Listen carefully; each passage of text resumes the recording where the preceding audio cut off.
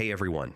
In this video, I'll show you how to optimize Google Chrome startup behavior step by step, fully updated for 2026.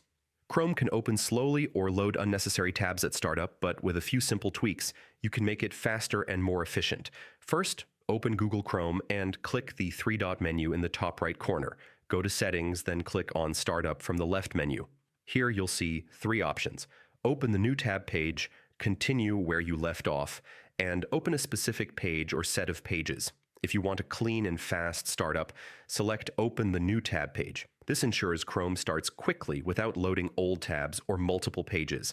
Next, review the Continue where you left off option. While convenient, opening too many tabs at startup can slow Chrome, especially if you had multiple heavy pages open previously.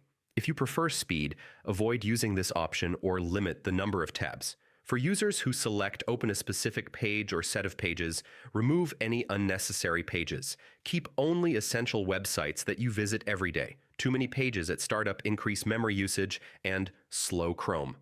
Now, manage extensions that start automatically. Type Chrome://extensions in the address bar and press Enter.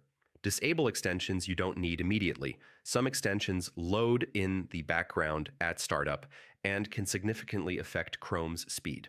Another tip is to enable hardware acceleration when available.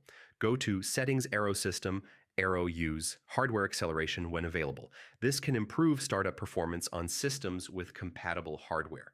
Finally, restart Chrome after making these changes. Observe the speed improvements and adjust settings if needed. And that's it. By choosing the right startup option, limiting pages, managing extensions, and enabling hardware acceleration, you can optimize Google Chrome's startup behavior and enjoy a faster browsing experience. If this guide helped you, like the video, share it with friends, and subscribe for more step-by-step Chrome optimization tutorials. Thanks for watching, and I'll see you in the next one.